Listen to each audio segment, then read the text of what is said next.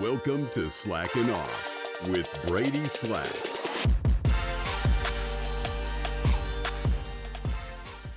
What is going on, everybody? Welcome to another episode of Slackin' Off. I'm your host, Brady Slack. Today, I'm excited. I've done a little bit of research. I don't know our guest personally, but I'm excited to get to know him personally and understand a little bit more about what makes him tick. We got connected through an individual that I've been working with for a little bit, who kind of works in the podcast space. But without further ado, Jeremy Delk, thanks for coming on. I appreciate you. No, thanks for having me, Brady. Excited to be here.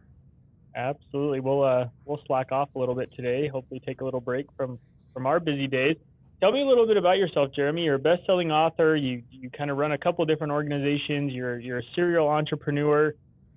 You had a blue-collar start, from what I understand. But let's dive into it. Tell me a little bit about yourself. What got you to the point that you're at today, and what makes you tick? Why do you enjoy doing it?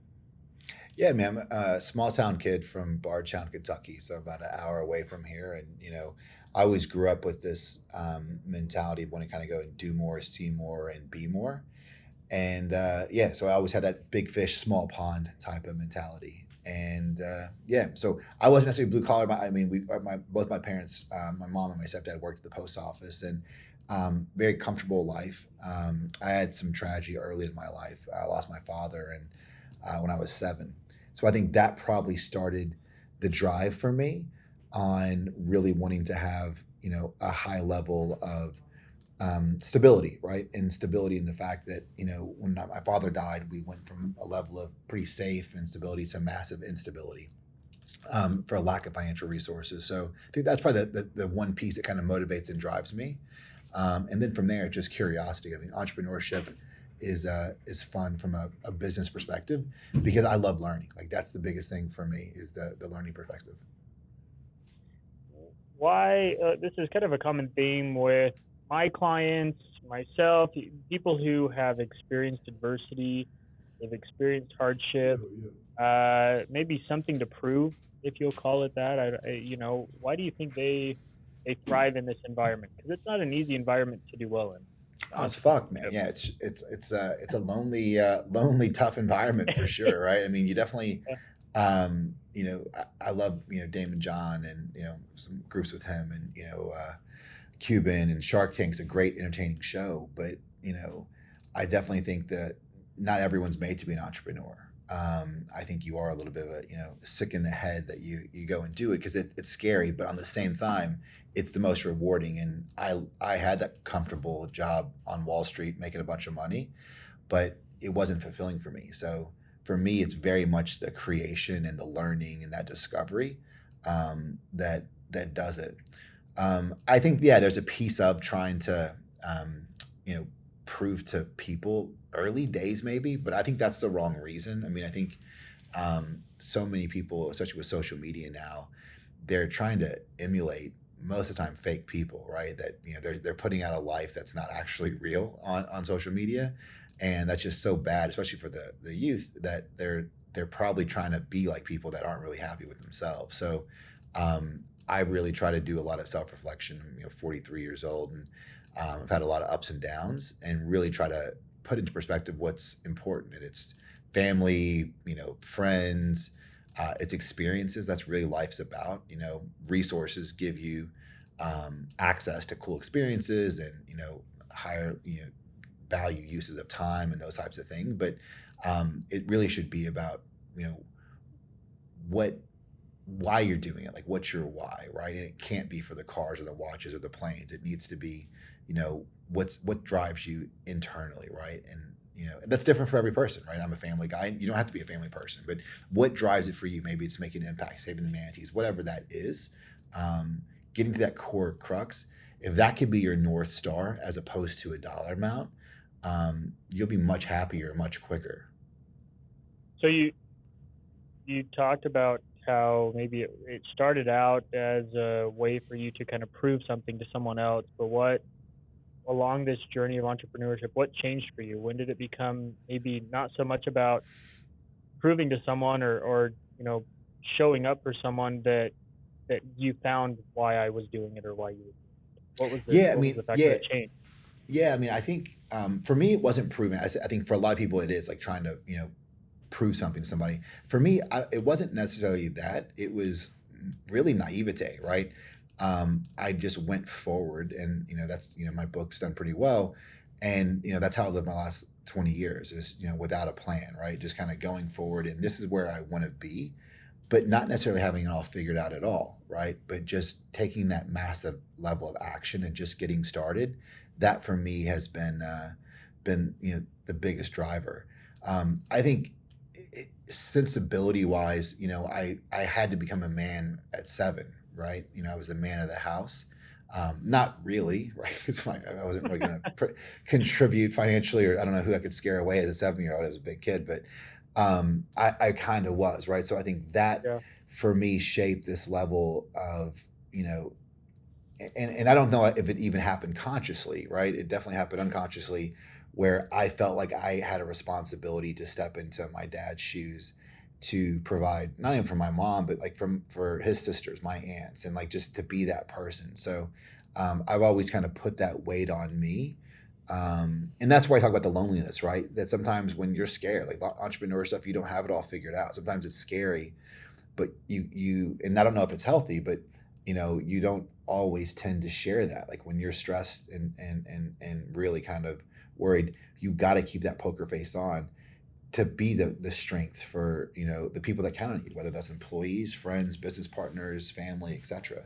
So for me, I think I did it unconsciously, and through 6 figures worth of therapy and laying on a shrink's couch, I figured out a little bit more of kind of why I did it. And because so with all the good behaviors, I had destructive behaviors too, right?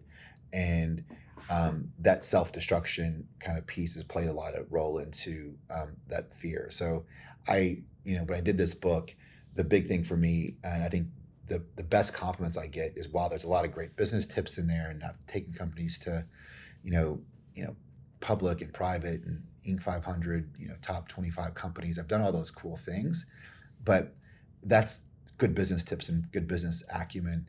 But the other side of it is the human side, that sometimes we forget about entrepreneurship. So I think that's what's been really responsive from the audience, that don't have to be hard charging CEOs, but they're just in this space to, um, you know, be happier with themselves, right? Whether that's stay at home mom, stay at home dad, whatever that is.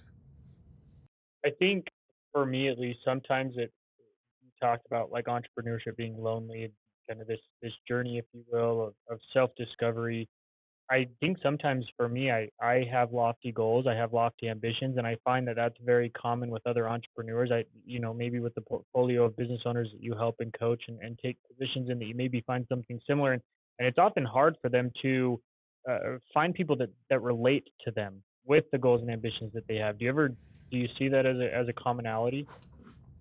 Yeah, that's a really good one. And I think mentors and coaches, I don't know that I ever had a coach like I had for myself.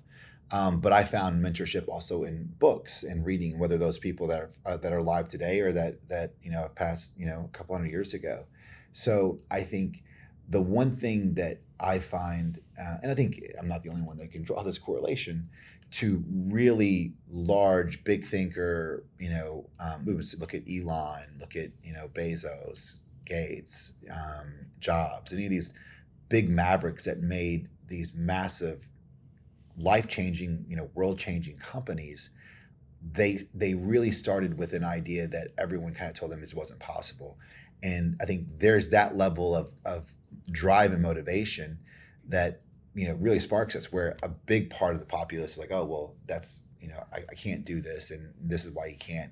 And we own and take those things in, and we use those as like a crutch and never get started, as opposed to using those like as a fuel. And I think great entrepreneurs really use that as a fuel to the fire, to kind of go through and let me prove it to myself and to the world, like show you, right? And I think that's that piece, with in the book I talked about, so my dad died at $30,000 inheritance.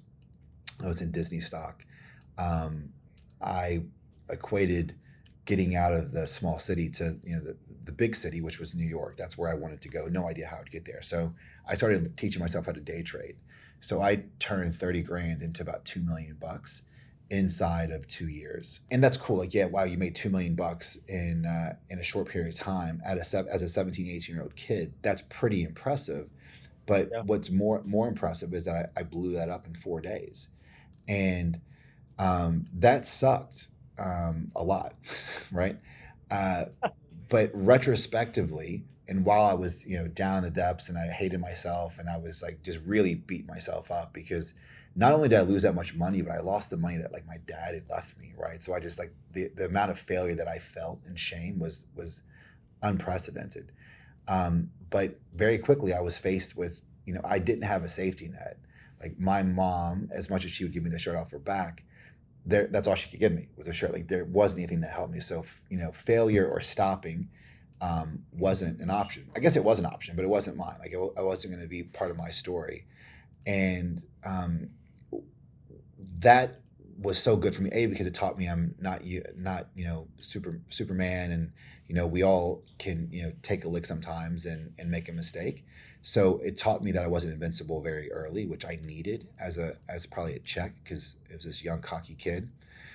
But it was that loss and me building myself back up to Wall Street to become the youngest trader in Fidelity Investments history at 20, licensed Series 763. For me to achieve that loss was what gave me the motivation to start Delk Enterprises in 2001, so more than 20 years ago. So I left a very high-paying job, more money than both my mom and my stepdad were making, to go out and make $6,000 my first year in business. And I never would have had the balls to do that if I couldn't compare back to 2 years prior. Because how bad could it be? I go out in business, and I fail. Okay, that's not as bad as pulling myself out of losing $2 million in 4 days, right? So you've now got that watermark of like, well, that shit sucked. So like, let's just now get back to that level of suck, and then you can kind of go through on this level. And that's what I challenge my clients, that I coach and entrepreneurs is like, okay, what's your watermark, right? What do you need to kind of go back to really feel? Because we as humans, we tell ourselves all kinds of stories. We're very good at telling ourselves how, the world's against us and we're victims. It makes us feel good about ourselves. But we also forget trauma, right? Because it's easier, right? It's easier to just forget about that. And I'm not saying you should dwell on your past, but you need to own it and know where you come from. But, remember the toughest time, you got the toughest news ever, and like the world's falling and it's all over, but you're still here listening to this podcast, right? And if you remember that, that's almost goes back to that fuel of your fire. Like, I've got through this. I'm good enough. I can be resilient. I can push through. Use it like that as opposed as a crutch. And I think that's a big lesson of going forward, and just taking massive action in that step forward. That it's always, it's gonna be ups and downs in anything, but as long as you keep moving, you've never failed. And I think so as I was kind of looking over your book, if you will, the Cliff Notes version, I'm actually kind of excited to buy the book and read the entire thing, not just get the Cliff Notes version. But I was impressed with your ability to communicate the fact that just go. Like there doesn't need to be a plan. I think a lot of people get into this paralysis by analysis mentality where they're trying to create a business plan. Like I did a training yesterday for a group of e-com entrepreneurs, and one of the questions I was getting was like, when should I set up my LLC, and when should I just start? Like there's no reason to do something if you haven't made $1. So let's take proof of concept to make $1. And I appreciate your ability to just go, like fail forward, if you will, continue to fail, let those be a guiding star for you. And did that, like, were those principles, and I know, you talk about your dad passing and that coming in at 7 years old, but were there other experiences in between, maybe your dad passing and losing the money that you had received, to where you learned to fail forward, or were those kind of the biggest opportunities? The thing with my dad passing, I think, gave me the motivation, like, hey, safety and having a little, and we weren't wealthy, but we were, middle class, but it was still a safe, nuclear environment. And going in from a house to a smaller house to an apartment to a shittier apartment, like that's what kind of gave me some motivation. Like, hey, that was a resource, like lack of resource problem. Let's not have that anymore. But the biggest thing, and that's why I talk about kind of remembering these pieces, is we're not promised tomorrow. Like my dad died when I was 7. You have had someone in your life die. I guarantee it. I don't know you. We just met, but I don't know who it is. If it's your grandfather, your friend from high school, you had someone that went too early. We all have, right? And that's the thing, right? Waiting for, if it's good enough to do it now. Like, fuck waiting, right? And I think that's a piece where we need to kind of hold on to, like, let's just do it, go through. And we talk about business, and business is this thing. All these businesses are my babies, right? Some of my babies are fucking ugly. Some of my babies are awesome. Some are good. Some are better than the others, whatever. But all these businesses are babies. So let's equate it to that. Do you have kids? I've got 2 little boys. Okay. When did you have your first one? Our first one turns 3 next month, actually. Congratulations. When did you know you were ready for your first? I still don't think I was ready for my first. Thank you. No one knows, right? No. I got my boy Justin Griffin in, who runs one of our companies. He's got all girls. You are never ready. I don't care. Like, what? You have enough money. Like, tick the boxes. Like, you are never ready, but you get ready. I'm still not ready, and I've got 2. Exactly. You figure this shit out, man. You go through. Like, you don't. All you want is a healthy, happy baby. That's all you want. You are never ready. You can never have enough money saved. Never read enough books. You're never going to be ready. And the babies in business are like they're not compared enough, but they're the fucking same. They all got different problems, different personalities, different issues. Yeah. One costs more than the other. It's the same thing, and you're never ready. So if you can think of it, that mindset, but you aren't. Most people have kids. Most people are raising kids pretty good, the best we know how, right? So I think that's it. And then if you want to go back to straight business, I do some live radio stuff too, and I always do like call-in shows. I'll give 10 grand to anyone that calls me and can prove this to me. 10 grand on the spot. I'll wire it to you. Show me in your financial model back in late January 2019 to first quarter and second quarter 2020, where you modeled a global pandemic. Show me where you did that in your modeling, right? No one fucking predicted that. No one modeled a plan. So if you can't control those global completely things that are way out of your control, why get so obsessed over the details when you don't know? And also, you're forecasting those. I would argue if you've got a plan in a year and you got a new co to go in 12 months, we're either go left or right. We're going to zig or we're going to zag. I would argue in just psychology, if we've already told ourselves we're going to zig, we're programmed more to try to go to zig, as opposed to getting there, looking at all the facts, like, hey, based on the information I have today, which is far better than it was, we need to zag, right? But it almost can be an impediment. So it can be an impediment because you've got too much planning going on that you never get started, or you get started, but when you need to make the right decision, you're predisposed to what your plan was, and it might have been the wrong plan. And your plan could have been too small as well, right? I mean, one of my first business, I talked about the building material business. Like, it was retail window distribution. If my plan was to be the best window, retail sales guy in the world, I would have probably fucking been it. But I didn't know what I was doing, and I didn't know where to go. But if my plan was to be that, that's what I would have been. But instead, because I didn't have a plan, I ended up buying out a distributor, becoming a manufacturer, having factories in Germany and Italy, doing Calvin Klein's house, Karl Icon's house. I would have never I didn't know that level existed, right? So that's the other piece too, that you can put these, you could have the wrong dream. You could have the wrong goal. You could have this idea of like where you think you want to go, but what if you can go so much further, right? So I know Grant Cardone, he goes to the 10X stuff. Like we put these false limits on ourselves, and that's what you'll get if you wait and hey, I'm gonna get this budget done in 2 weeks.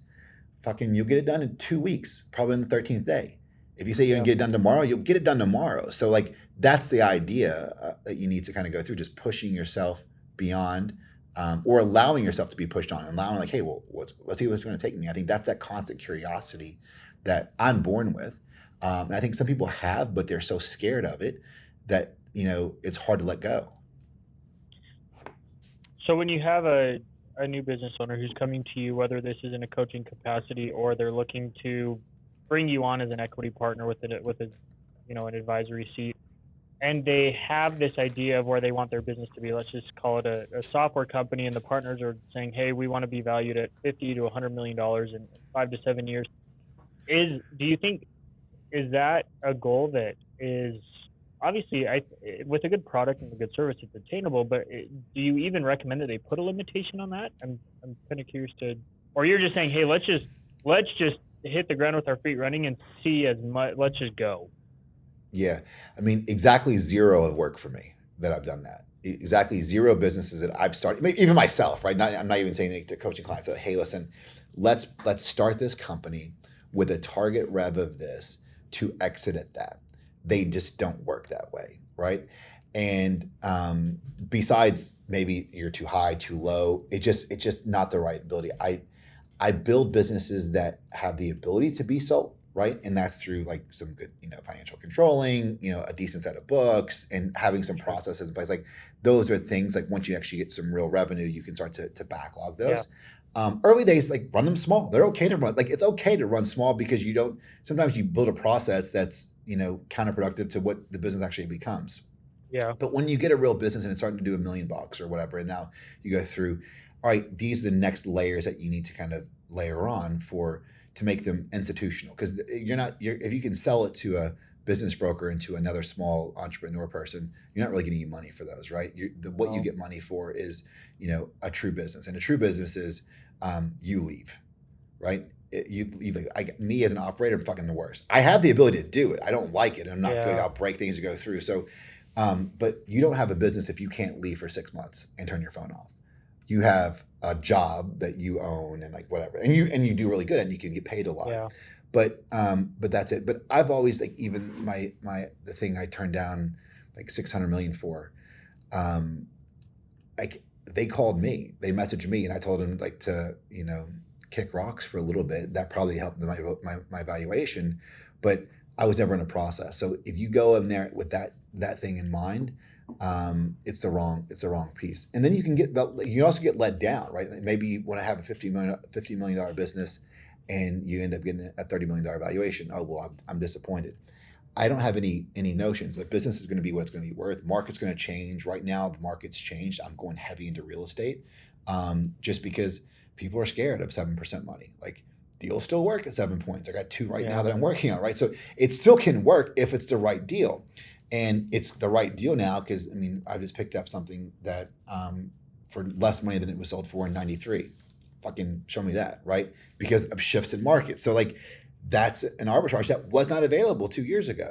So there's that's where you kind of have to be looking, but you can't predict, marketability, and you can't time a market, right? The one I turned down 600 million for, I ended up selling for like 7. So I left $500 million on the table. Do I regret it? No. Well, do I regret it? I would have taken the cash now, yes. But but I don't regret the play. And the play is why I did it, because I wanted to have $1 billion exit, right? I didn't the money, and I'm not trying to the money the money would have done something, but it wouldn't have changed my day to day, right? It may have helped future generations a little bit more, but I'm not done. But I can't get upset about that. That happens, right? You can't. If you're in the business of timing markets, you're in the business of gambling, and that's You're not something gonna I win. no. How right now? So when you do get a deal that comes across your table, how are you analyzing deals right now? What are there specific things you're looking for? Certain metrics, certain issues with the financial statements. Does some of it have to do with alignment in the partnership? I've seen a couple of videos that you've done where you talk about finding a good partner. How are you putting yourself into a situation where you know you're going to succeed? So I don't know I'm going to succeed all the time, because sometimes you don't, right? So I really Sure. try to look. I try to look at who the founder is, and is it something that you like? Do you think you vibe with somebody? And are you interested in that space, right? You have to have some level of interest there. That's number one. But it's 90% the person. We talk about Kentucky, right? It's 90% the jockey, 10% the horse. The best horse in the world, but who's leading that is the important piece. Number one. If I believe all those things, then I kind of just try to peel back the apple of like, what does someone really need? Because, again, I'm just bashing on ABC and Shark Tank before I get sued, but like everyone's got $1 billion business. Everyone's got these crazy numbers, and it's just not real, right? It's not realistic, but that's the model they need to come up with. Like, hey, listen, this is what I need to raise. Well, every time it's too much money, like every time. And it's just because, well, that's what I don't want to give it too much equity and whatever. But if you can peel back and like, well, what do you need the money for? That's where I can really help out, because I've got a lot of other shared services, right? So you need someone in finance, you need someone in marketing, you need someone in legal. Then those are things that I can get value for that I'm not charging money for, right? We've got a startup downstairs that is in the health space that we're going to help out and go through, and like I've got buildings, so we can give them real estate. We can do things to help them out, and it happens instantaneously. We don't have to go, because the problem is, like, if I give you money, Brady, you've got to then go and deploy that cash. It doesn't, like, me giving you money doesn't actually marry it up. So I can get speed to market, number one, much quicker. So yeah, that's kind of what I look at. So it's kind of seamless. And then, the other piece is I try to be a good partner, right? If you are, in my book is, it's good, bad, and ugly, right? You either like me or love me. I'm pretty global on each side, right? Like you either like me or you love me. Polarizing. Yeah. Thank you. But, and that's okay. And I think that's how you need to be. If you're vanilla and you're going through, like, what fun is that, by the way? But like, just be yourself. But one thing I can always tell me, even people that hate me, is I'm a loyal guy. I'm honest. I'm gonna tell you how I am, and you may like that or may not like it. I don't really give a shit. But if you can be those things and be fair, you're winning, because life's too short to be not that way, right? So, actually, Justin's business, this other deal I'm working at downtown with this guy Brandon for healthcare, they already have businesses. And already good businesses, and they've built them bootstrapped, kind of going through. I don't believe I should have anything to do with those businesses, right? Because I don't need to have anything to do with those businesses, right, that are there. I'd like to say, hey, well, how can I augment? How can I add value that goes through and synergizes and kind of go through? Then I'll happily share. Like, let's share in that upside, and then use the same tools and tips I give you in this business on your core business. That's fun for me, because I like problem solving, right? And I'm only halfway decent at problem solving because I've had a bunch of problems, right? And I've went through those cycles. So that's the approach that I take, and I think that's got me a lot of good clients and good friends, because you can guide them through. And a buddy of mine, Roland Frazier, he's ex War Room and does a bunch of different masterminds. Roland? Yeah, I know Roland. So like he's so annoying, because he just says like these one-liners that are just fucking like prolific. But he's like, Jeremy, you don't value what you know because you know it, right? Because like to me, like I do get paid a little bit of money for coaching and all those things. I do it just because I got to kind of weed out and make sure people don't steal my time for nothing. But this is fun. I would, even though I can't, I would do it for nearly free, because I like doing it. I like helping people, and it's like almost like you feel like you should do it. It's the right thing to do. Like, hey, this is what I've done, because I didn't have that emergency call button. Like, hey, well, how do I look at this? How do I structure that? And I only know it because I lived it. I didn't read it in a textbook. I didn't watch it in some course. Like I lived it enough to see it. So paying that forward helps it out. I mean, I firmly believe small businesses and entrepreneurs are the lifeblood of this country, right? I mean, that's what really generates the most jobs and the most amount of GDP is small businesses in this country. So you kind of mentioned something that I want to hit on for just a minute, if you're okay with it. You talked about the fact that I know the things that I know because I did them. And there were a couple of things that I was watching about. You kind of transitioned, or you made this transition from a high-paying Wall Street job to running your own business, and you talked a little bit about your education. Can we, we'll call it formal education, if you will. Can we highlight maybe the difference between like a formal education and the school of hard knocks, kind of mentality that we get as business owners? What do you see as the pros and cons of both, or the differences? And going back, would you do it again? I don't know. Probably not, but I won't fully commit to that. I mean, I graduated with a bachelor's in business with honors, and I learned nothing in school. We won't show this to your mom, I promise. Thank you. No, literally, the only reason, I mean, I can say this now because enough time's passed, but like, I actually finished school on an internship. I got my degree, so it doesn't matter. But I moved to New York before I was done with college, and I did it as an externship. My buddy owned hotels in Texas. So I was doing an externship allegedly in Texas while I was working full time at Fidelity from the last semester. We were having to fucking chin papers back through. So fuck it. I'll get an honorary degree somewhere else. But I still did. I knew the work, but whatever. But what I learned in college was how to talk and deal with people. Yeah. That's what I learned. So that's the only reason I said I don't know Connection. if how to communicate and how to connect with people. how to make connections. On all levels, because I came from a small town in Kentucky with zero culture.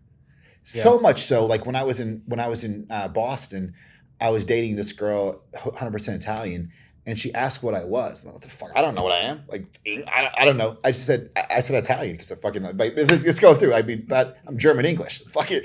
Delk is the last name. So, but I don't. But because coming from where we are in the Midwest, like, you don't have that lineage where it's as proud as like Sunday dinners at your grandma's house and gravy. And all. You don't have that as much.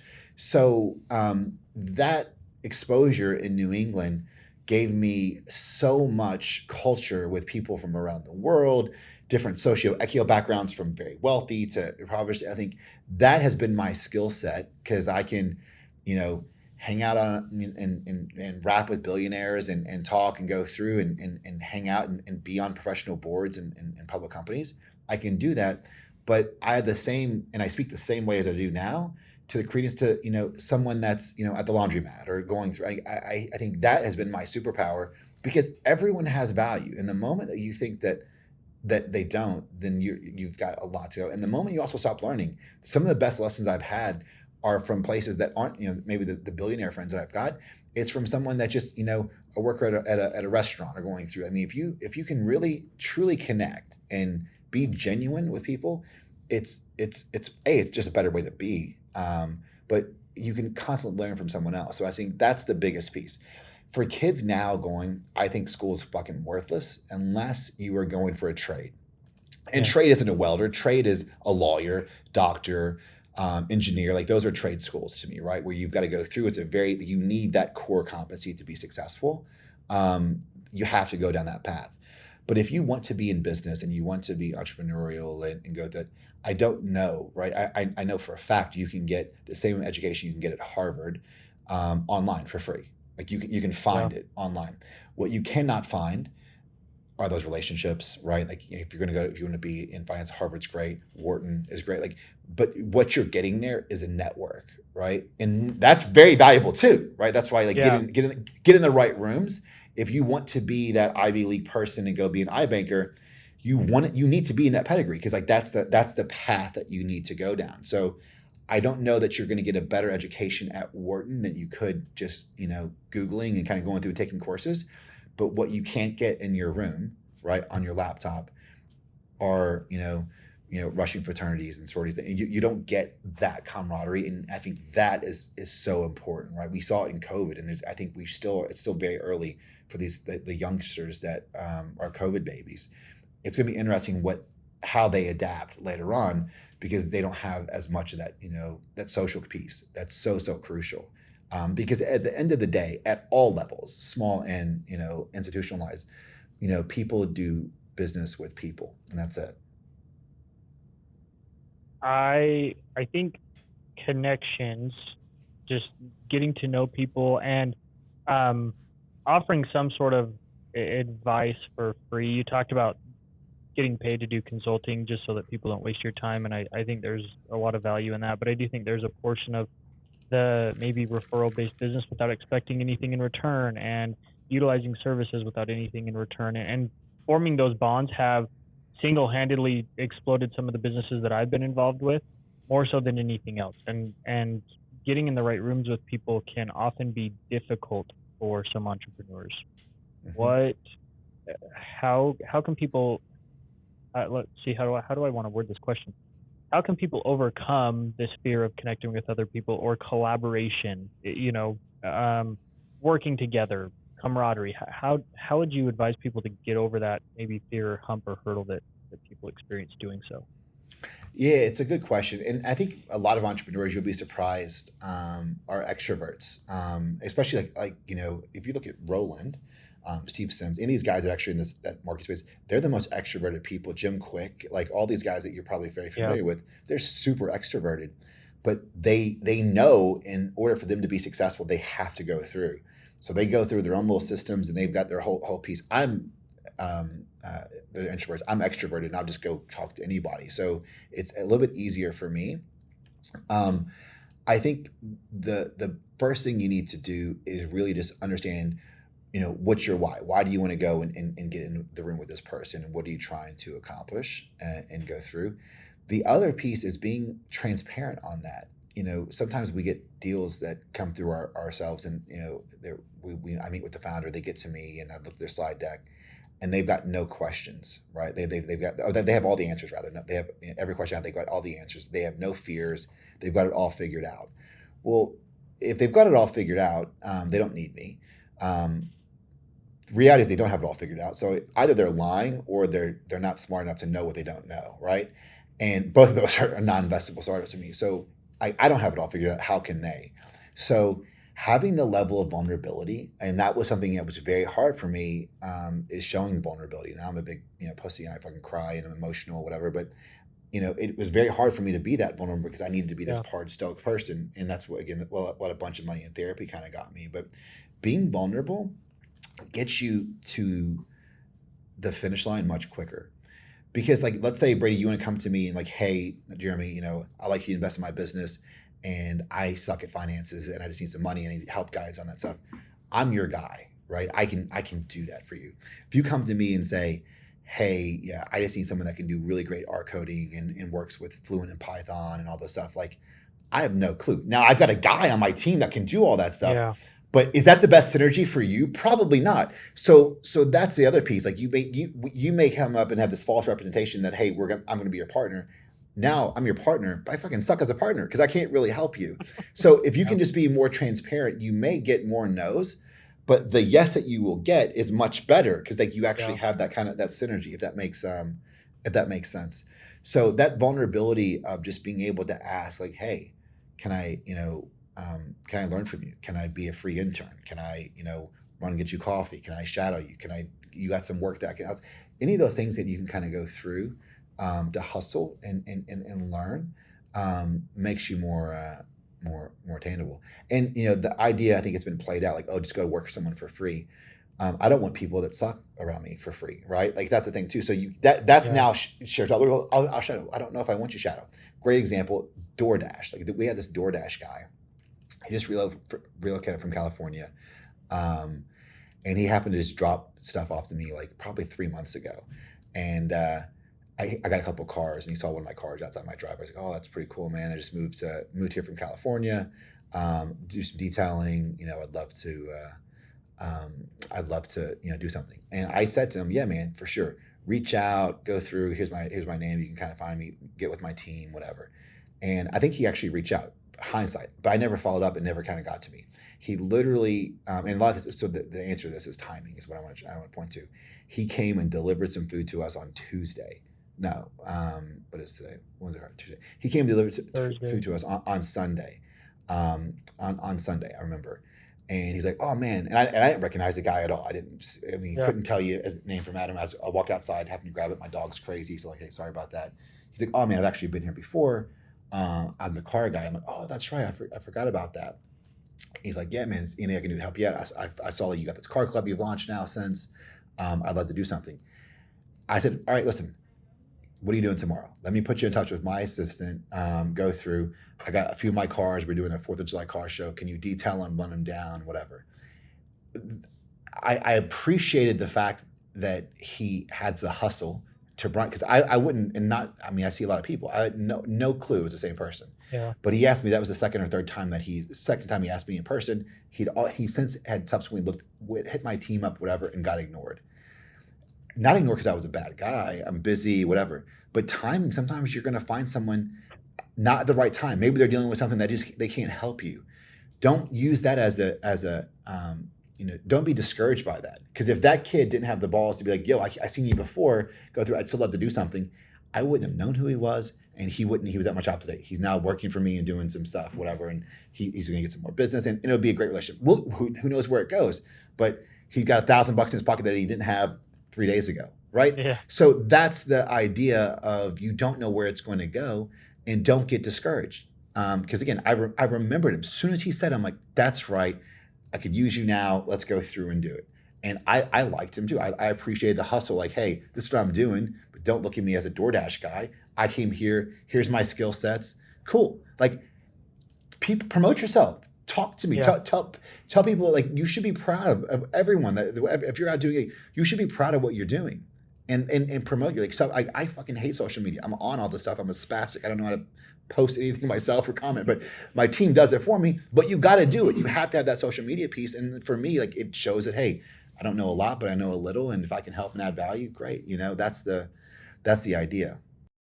We talked, I want to stay on this for just a minute. You talked a little bit about authenticity, and I refer to it as getting to the point. Oftentimes I'll have some business partners and tough conversations need to be had, and I'm the one that has to have those because I'm not really afraid of having a rough conversation or pointing out what's wrong and how we can fix it. And I feel like a lot of people put themselves into a situation where they don't talk about the hard things, or they don't highlight, hey, this is what I need and this is why I need it because I'm deficient in X, Y, or Z. And it gets people to a point much quicker where they can succeed if you just highlight what's going wrong. You might offend some people for 5 or 10 minutes, but you'll be able to get over it much quicker. Why do people have such a hard time doing that, do you think? It's vulnerability. I mean, we have, as humans, we've got a bad, perception of this word called failure, which I think we should completely change that and lean into failure as a good thing, not as a bad thing. Yeah. But I think it's, we all really care so much and are so scared of what people are going to think of us. And no one fucking cares about you. No one. They don't. Your wife loves you. Your kids love you. But that's outside of that. Your mom maybe, but like no one fucking cares about you. And like and it's just the quicker you get over that, True. the better it is, man. Right? Like, yeah, you fell on your ass and you may be a topic, for a day. Then those person's lives live on. Now, but in your head, all you're thinking about, everyone's thinking about, they don't fucking care, bro. They don't care about you. Yeah, so the quicker that you can get comfortable with that, then you're off to the races. So that's it. But unfortunately, it's easier said than done, right? I'm who I am, and you like me, love me. I don't really give a shit. Hopefully, you like me because I'm a cool dude. But if you don't, fucking cool. Do you? But it's harder to overcome that because we do have, a high level of insecurities. We all do. I've got my own insecurities that, it feels good to have people like you, but you need to have people like you for who you are. And as you get older, that list gets smaller, but that's okay because that's a pure tribe that you got. Well, I think that skill of being vulnerable is something that you have to practice. You talked a little bit about going to therapy and understanding how to become a little bit more vulnerable. What are some things that you would advise others to practice on becoming, like, how can people practice becoming more vulnerable, like maybe without putting themselves in those situations, because you never want to intentionally put yourself into that kind of situation, but how can people practice becoming vulnerable and utilizing that as a skill? It's a great question and a really good question. I think you can't become vulnerable until you understand what you're doing to, shield yourself from vulnerability. So what does that mean? Like maybe let's forget business for a second. Like maybe it's your wife, right? Like, my wife and I had a dispute. I forget what it was about. It's like a week ago. And I saw myself being defensive, right? So like it was going nowhere because I'm like, well, yeah, well, and you go down defensive. And why am I being defensive? Because I've got an insecurity about something, right? Yeah. So I had a choice. I go, well, fucking, I can dig in. Like, you want to go, I'll go, right? Like I can go through. I don't recommend that shit, but I can go. But then, like, well, why? And then I had a choice. I can dig in and I can, because I'm the best guy at proving points. That's my wife. She loves it. I love doing that. It doesn't win you anything. She probably hates it. She loves it, man. Yeah, it's not great. But like, you're not going to get anywhere. And I took the other path. Like, listen, all right, I'm sorry. This is what you said. Whether you meant to say it this way or didn't, the way I heard it, I felt attacked, right? I got defensive and I overcorrected. The reason I got defensive is for the right thing, because that's the piece. If you get communications, everything. If you get to the crux of it, like fucking Republicans, Democrats, we are all humans. We're all so close to being aligned, but we all say dumb fucking shit that sometimes is hard to come back to. So if you can just kind of go through like, all right, you know what? I was at a line there. This is where it came from, right? Hate, all these, like we're so far, like it's, if you can just get down to this simple components of like, let's get on the same page and just talk openly and both sides be vulnerable, the world would be such a better place. Because most people are good people, but it's our insecurities and those fears that cause that divide, right?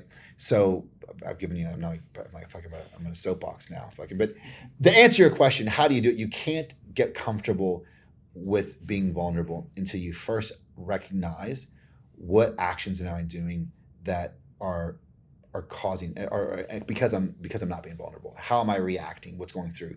And the way you can do it, you have to want to. If you don't want to, you're never going to be able to do it. The way you want to do it is like, well, what's the result I want? My desired result is I don't want my fucking wife to be mad at me, right? That's probably not going to happen. Don't we all?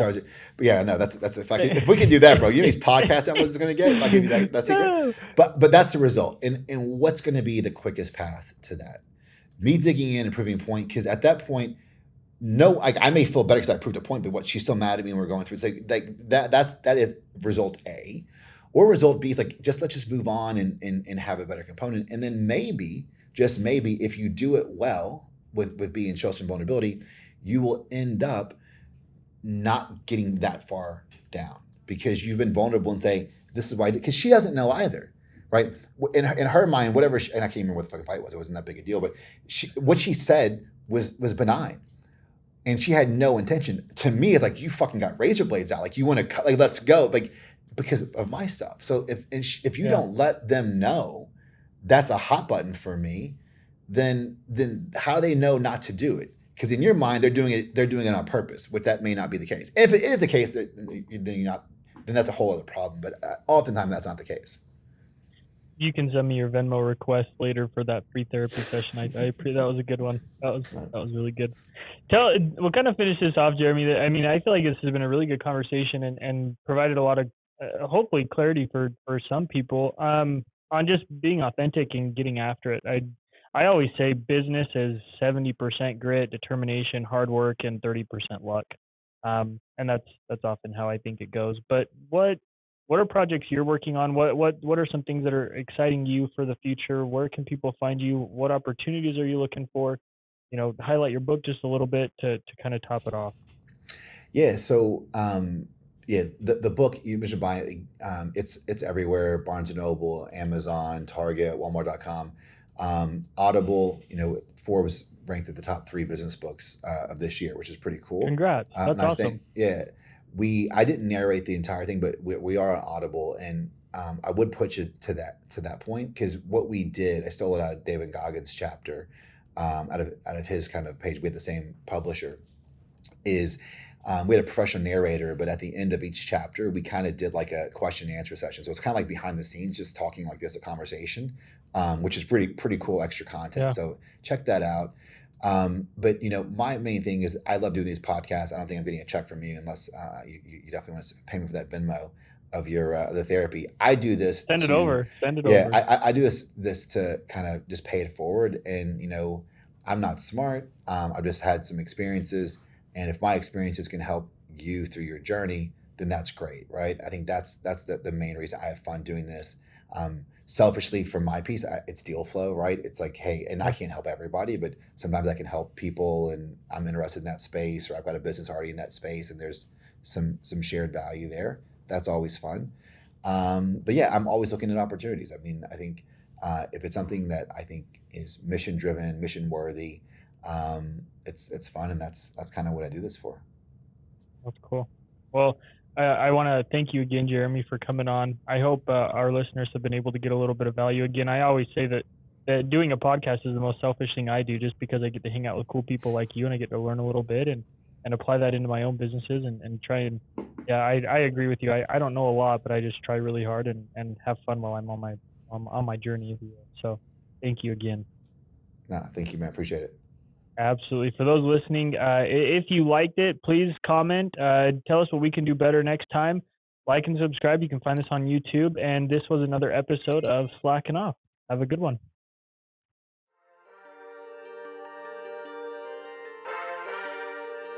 Thanks for tuning in to Slackin' Off with Brady Slack.